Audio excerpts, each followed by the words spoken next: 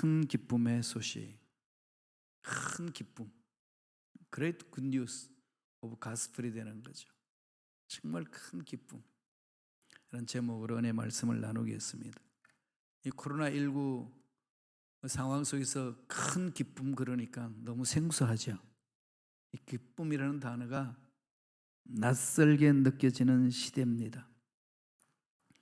정신적으로, 신체적으로, 경제적으로 어려움을 호소하는 사람들이 한두 명이 아닙니다. 정말로 전 세계의 수많은 사람들이 불안 증세와 우울 증세가 나타나서 어려움을 호소하고 있습니다. 인생 자체가 사실 좀 그런 인생 아닌가요? 구약성경 욥기 보면은 인생은 고난을 위하여 났나니 불티가 위로 나름 같으니라. 고난으로 점철된 인생이라는 겁니다. 그러니까 저와 여러분들이 이 당하고 있는 이 고난은 뭐 우연한 것이 아니라 이미 아담과 하와 타락하고 난 이 지구촌에 일어날 수밖에 없다는 것을 말해주는 것 아니겠습니까? 이런 상황 속에서 오늘 말씀은 기쁨이 있다 그럽니다. 보라, 내가 백성에게, 그것도 어떤 백성이죠? 온 백성에게 미칠 큰 기쁨의 좋은 소식을 너에게 전하노라 그럽니다. 그 지역에, 무슨 지역이죠? 베들레헴. 이 베들레헴이란 뜻이 뭔가요? 베트가 집이고 렘이 떡집이잖아요. 떡집. 떡집에 예수님이 오셨어요. 우리를 먹여 살리신다는 거 아니에요? 아주 초라한 땅에 오셨어요. 아주 작은 땅입니다. 그것도 말들이 먹는 구유통에, 음식통에 들어오신 거잖아요. 이 먹는 것과는 주님과 너무 상관이 있죠, 그죠? 먹고 사는 문제 주님 손에 있습니다. 힘들고 어려울수록 어디로 가야 할까요? 주님을 바라보라는 거지요. 그 당시 유대인들은 메시아가 베들레헴 땅에 온다는 소식을 알고 있습니다. 예언을 통해서 이미 구약 미가서가 베들레헴의 메시아가 오실 것이다, 목자인 메시아가 오실 것이다 예언하셨는데 그 소식이 목자들에게 전해집니다. 목자들이 전하지만 세상 사람들은 잊어버렸어요. 정말로 평범한 사람들이 일상적인 일에서 그 큰 별을 보고 또 메시아가 오신다는 소식을 천사를 통해서 듣습니다. 평범한 사건, 평범한 일상에서 인류의 역사상 가장 위대한 일들이 일어난 거죠. 어떤 일인가요? 큰 기쁨의 소식. 절망 가운데, 고난 가운데 있는데 큰 기쁨의 소식을 전해준다는 겁니다. 코로나19 상황 속에서 지금 어려움 속에 빠져 있는 저와 여러분에게 그런 큰 기쁨의 소식을 준 날, 그게 주님 오신 날이잖아요. 어떤 기쁜 소식인가요? 첫째로, 온 인류가 사는 길이다. 온 인류가 사는 길이다. 지금 절망 가운데 있잖아요. 지금 온 지구촌이에요, 그죠? 지금 한국이 또 오미크론 이 바이러스 때문에, 코비드 19 때문에 온 지금 인류가 고통받고 있는데 오미크론이 있으니까 다시 변종 바이러스로 인하여서 한국은 올스톱됩니다. 4명 이상 모이지 못하게 하고 얼음 속에 이제 다시 들어갔어요. 이런 절망 가운데에 오늘 성경은 우리에게 메시지를 전합니다. 그러니까 2000년 전이나 지금이나 인류 사회는 그 절망이 대동소이하다는 거지요. 그 얘기는 앞으로 2000년 후에도, 물론 그 이전에 예수님이 오시면 해결되겠습니다마는 이 지상에 살고 있는 이상한 이 고난에서 벗어날 길이 없다는 것을 가르쳐 줍니다. 어떻게 해야 되나요? 살 길을 찾아야 되죠. 살 길을 찾겠다고 온 인류가 연구하고 과학 문명을 발전시키고 얼마나 아름답게 만들어 갔습니까? 그런데 그렇게 아름답게 멋지게 행복하게 살겠다고, 유토피아를 이루겠다고 연구하고 달려갔던 이 지구촌에 인간이 더 이상 살 수 없는 곳으로 만들어져 버렸어요. 코로나19가 우리한테 메시지를 던지지 않나요? 교훈을 주고 있는 거죠. 지금 상태로서는 안 된다는 거예요. 안 된다. 무슨 얘기인가요? 뜯어 고쳐라. 뜯어 고쳐라. 주님이 아직도 우리는 코로나19에서 벗어나겠다고 몸부림을 치는데도 그냥 하나님은 묵인하고 계시잖아요. 뭘까요? 이대로 살아서는 안 된다는 거죠. 고치라는 겁니다. 너 혼자 잘 먹고 잘 살겠다? 안 된다는 거예요. 여러분, 나 혼자 아무리 면역 주사를 맞아도 주위 사람이 면역 주사를 맞지 않고 자꾸 전염을 시키면은 이게 자꾸 확산되잖아요. 이제 함께 가지 않으면 안 되는 세상이 온 거죠. 그러면 어떻게 가야 될까요? 이 험악한 세상에 살 길을 보여주셨습니다. 그게 오늘 말씀이에요. 누가복음 2장 10절 보실까요? 다 같이 우리 한 목소리를 켰습니다. 천사가 이르되 무서워하지 말라. 보라, 온 백성에게 미칠 큰 기쁨의 좋은 소식을 너에게 전하니라. 한두 사람이 아니라 온 백성에게 미칠 큰 기쁨의 소식을 너에게 전하노라. 이 세상은 슬픔이고 절망이고 근심 걱정에 매여 있지 않습니까? 이런 우리들에게 진정한 기쁨이 되고 좋은 소식이 무엇이겠습니까? 시편에서 말하고 있어요. 시편 16편 11절에 보면은 주께서 생명의 길로 내게 보이시려니 주의 앞에는 기쁨이 충만하고 주의 우편에는 영원한 즐거움이 있나이다. 주의 앞에 기쁨이 있는 거죠. 주 안에 기쁨이 있다는 겁니다. 그러니까 세상에 열심히 사는 거 중요한데 그 열심히 사는 데 있어서 가장 우선적으로 해야 될 일은 주님 앞에 오라는 거죠. 먼저 그 나라 그 의를 구하는 겁니다. 이게 살 길이라는 거죠. 영혼이 잘되면 같이 범사가 잘되고 강건함이라고 그랬습니다. 영혼의 문제라는 거죠. 이 세상의 문제는, 눈에 보이는 이 세상의 문제는 보이지 아니하는 영적인 세계의 문제라는 거죠. 그림자를 보면은 여러분, 햇볕에 비추는 우리 몸이 그림자가 생기잖아요. 그럼 그림자를 어떻게 하면 바꿀 수 있나요? 그림자를 바꿔야 되나요? 아무리 그림자를 바꾸겠다 몸부림치고 와요. 그림자가 바뀌나? 어떻게 해서 바꾸죠? 예, 그림자를 만드는 그 실체를 옮겨야 돼요. 눈에 보이는 것이 실체가 아니고 눈에 보이지 않는 세계가 실체라. 영적인 세계가 온전한 실체라고 그랬죠. 그러니까 이 세상의 문제는, 이 세상의 문제를 풀어서는 답이 없다는 겁니다. 눈에 보이지 않는 세계로 인하여서 풀려야만이 이 세상 문제가 풀린다는 겁니다. 성경에서 강조하는 것이고, 이 성경에서 강조하는 영적인 원리를 가지고 일평생 목회하신 분이 계셨어요. 그게 조영기 목사님입니다. 그분이. 조영기 목사님은 그것을 4차원이라는 비유를 통해 설명을 하셔요. 영적인 세계, 눈에 보이지 않는 세계를 4차원이다. The fourth dimension이라고 그랬습니다. 눈에 보이는 것, 점, 선 1차원. 선이 이제 매여가지고 면이 되잖아요. 면은 2차원. 그럼 면이 면과 모이면은 부피가 생기는 거야. 부피를 3차원. 눈에 보이는 세계 3차원 세계다. 눈에 보이지 않는 세계는 4차원 세계다. 3차원이 2차원을 지배하고 2차원이 1차원을 지배하듯이 우리 이 세상의 삶의 3차원 세계는 눈에 보이지 않는 4차원 세계가 지배한다. 그 4차원 세계는 영적인 세계다. 영적인 세계에 사로잡혀야 이 세상의 문제가 풀린다. 그렇게 비유적으로 설명하면서 평생 목회하셨고, 전 세계의 가장 큰 교회, 단일 교회는 유일한 교회, 큰 교회로 그렇게 목회를 하셨습니다. 물론 하나님이 선하신 계획 가운데 이루신 일들입니다. 그분이 맺힌 메시지는 성경 속에 있는 얘기예요. 영혼의 문제라는 겁니다. 주님 말씀하신 거예요. 먼저 그 나라 그 일을 구하라. 세상이 살 수 있는 길은 하나님 앞에 가야 된다는 거예요. 예수로 인하여서 하나님을 만나야 된다는 겁니다. 하나님 만나지 않으려고는 이 세상 문제 해결되지 않습니다. 여러분, 하나님, 어떤 하나님으로 여러분 만나고 계시나요? 야곱은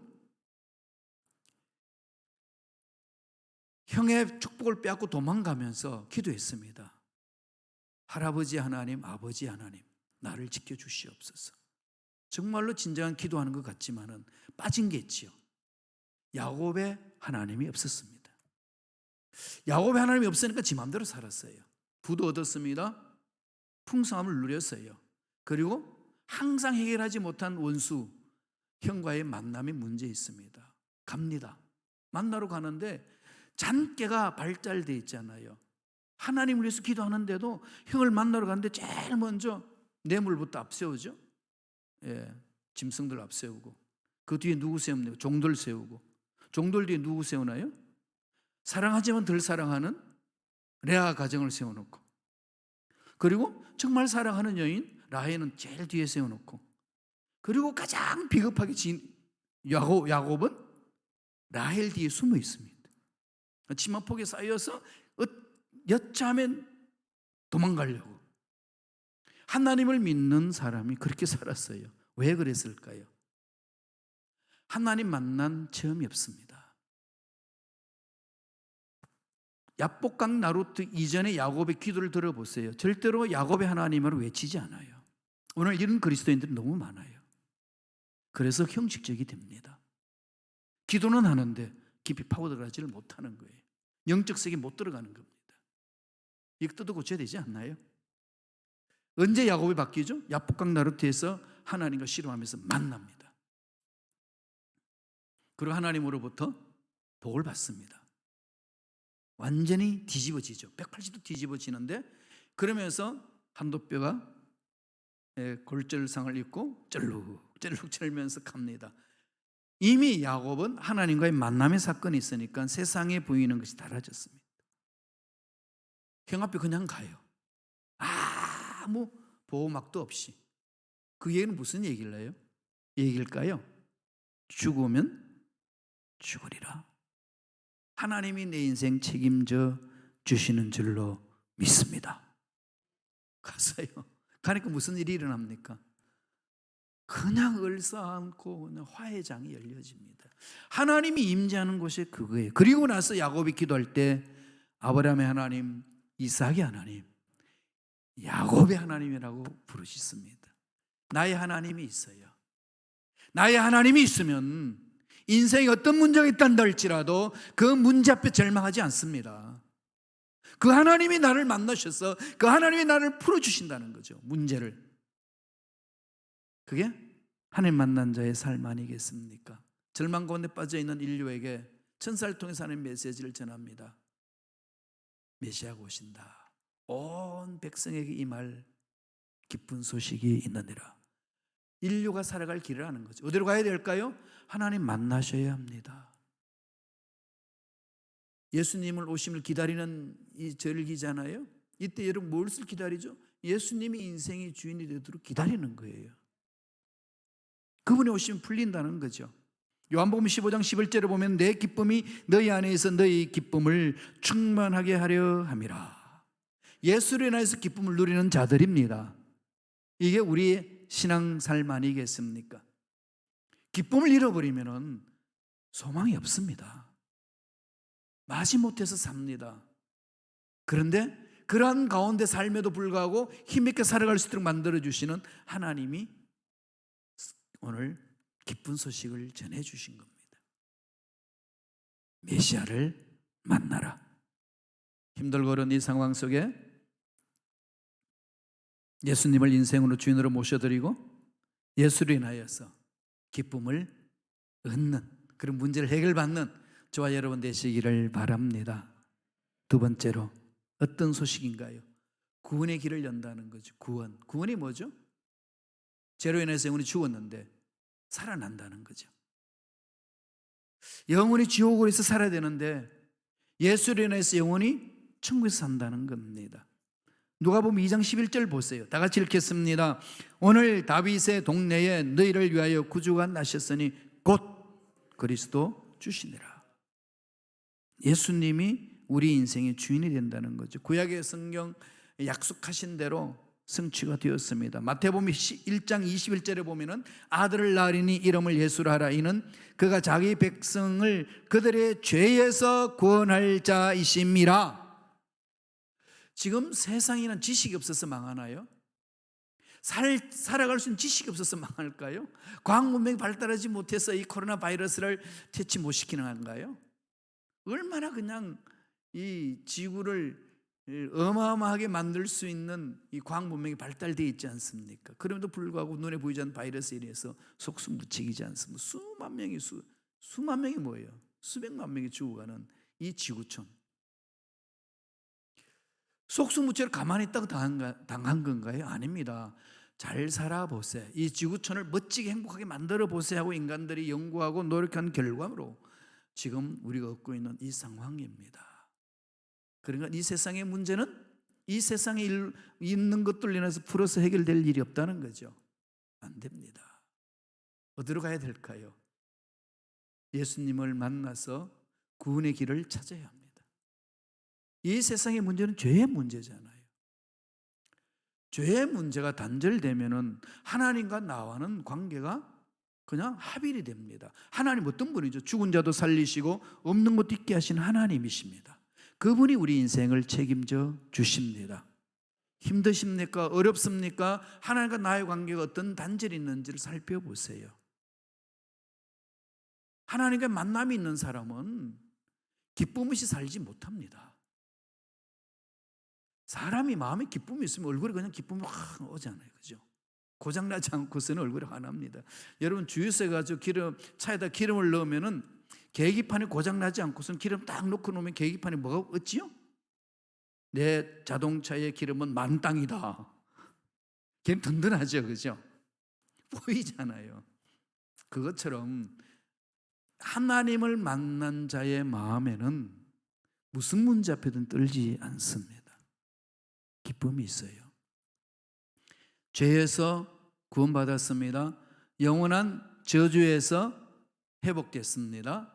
영원히 잘된 같이 범사 잘되며 강건한 복인 전인적인 구원이 있습니다. 이 홀리스틱 셀베이션이잖아요. 전인적 구원. 그래서 우리는 영혼의 문제로 인하여서 이 세상의 문제를 해결해 나가는 그런 일꾼으로 회복시켜 주신다는 거죠. 여러분 지금 당하고 있는 이 문제 도저히 못 푼다고 여러분 주저앉아 계시나요? 제가 이 영적인 문제를 깜빡할 때가 있어요. 교회 공동체 문제 너무 심각하게 몰입해버리면 제가 좀 그러거든요. 어떤 문제 있으면 그냥 몰입해버려요. 그러니까 다른 걸 생각 못해요. 그럴 때 있어요. 가끔.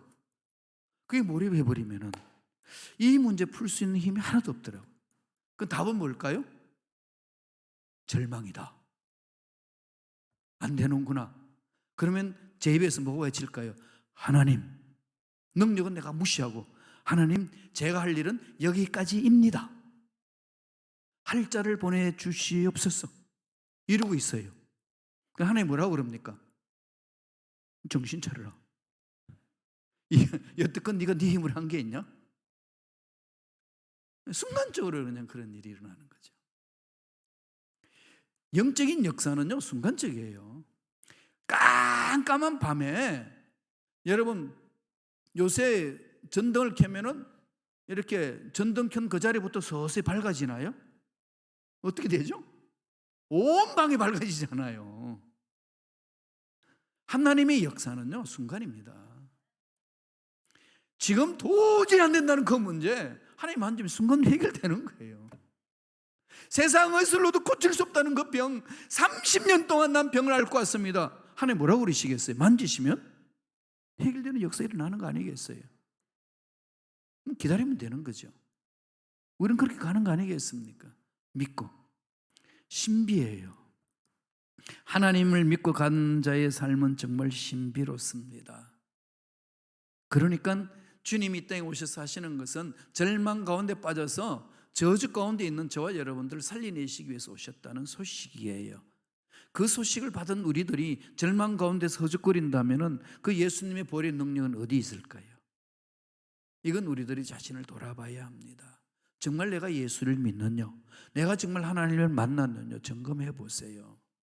야곱처럼 할아버지 하나님, 아버지 하나님 다 알고 있어. 기도는 해. 정말 기도하는 사람 같았는데 언제나 혼적인 기도에서 머물러요. 영적인 기도를 못합니다. 그러니까 그 영적인 실체를 체험하지 못하는 거죠. 그러니까 힘이 없습니다. 예수님을 만나시고 예수님으로 인하여서 인생의 문제 해결받는 저와 여러분 되시길 간절히 축원드립니다. 마지막으로 무슨 길을 주신다는 거죠? 어떤 소식을 전해주시나요? 평화의 길이잖아요. 피스잖아요. 이 세상은 전쟁을 인하여서 너무나도 얼룩져 있습니다. 나라가 망하고 살 길이 없어서 도망오고, 그래서 바다 위에 그냥 떠돌아다니는 보트피플이 되고, 그리고 잘 사는 나라에 가가지고 난민으로 그냥 핍박받으면서 살아야 되는 그런 사람들이 얼마나 이 지구촌에 많습니까? 왜 그러죠? 탐욕 때문에 전쟁이 나서 그런 거잖아요. 평화가 없습니다. 이 세상에 평화의 길은 누구라고 이야기하나요? 예수님이라고. 그분 앞에 온 마음을 집중하라고 말씀합니다. 14절 보실까요? 다 같이 한 목소리를 읽겠습니다. 지극히 높은 곳에서는 하나님께 영광이요 땅에서는 기뻐하시는 사람들 중에 평화로다. 예, 사람들 중에 평화로다. 평강의 왕으로 오신 분은 이 샬롬이 넘쳐나는 거지요. 힘들고 어려워하는 사람에게 평안이 있습니다. 문제 앞에서 답답해하는 사람 속에, 불안해하는 사람 속에 평화가 있습니다. 사업 문제, 직장 문제, 자녀 문제 때문에 노심초사로 그냥 고통스러워하고 괴로워하고 있는 사람에게 하나님이 평화를 주십니다.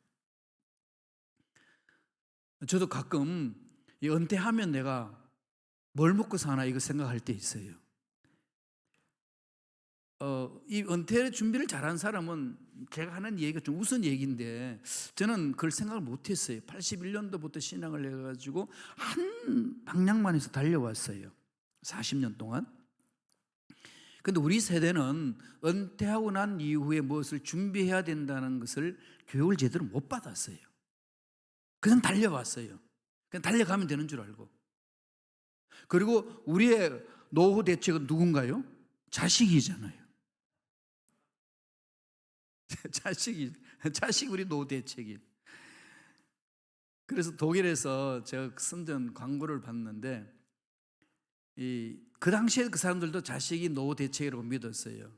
그러니까 이제 보험회사에서 광고해요. 어린 아기가 태어나자마자 막 엄마 아빠가 너무 좋아하는 거예요. 젊은 부부가 야 너는 나의 노후의 대책이다. 그랬더니 애가 눈을 뜨더니 귀에다가 손가락을 넣고 혀를 내면서 정신 차리라는 거죠. 그러면서 무슨 보험회사 보험 들라는 얘기예요. 준비하라는 거죠. 그럼에도 불구하고 저는 그게 그냥 우습다라는 얘기만 생각했지 대책을 못했어요. 그랬더니 막막한 거예요. 정말 막막한 거예요. 그리고 그동안에 애들 교육시키고 성교하고 또 교수로 있으면서 학생들 장학금도 챙겨줘야 되고 막 이런 걸 막 하게 되면 이제 책임 있게 움직여야 되잖아요. 그렇게 막 하다 보니까 그냥 막 교수 신용 대출을 받아가지고 그냥 1억 빌려 쓰고 뭐 이렇게 해가 했어요. 그리고 또 안 돼서 제가 부모님으로부터 받은 땅이 하나 400평이 있거든요. 모르셨죠? 400평이. 그걸 저당 잡혀가지고 저당이 아니라 저당 잡혀서 론을 얻어서 1억 갚고 1억 5천을 다시 얻었어요.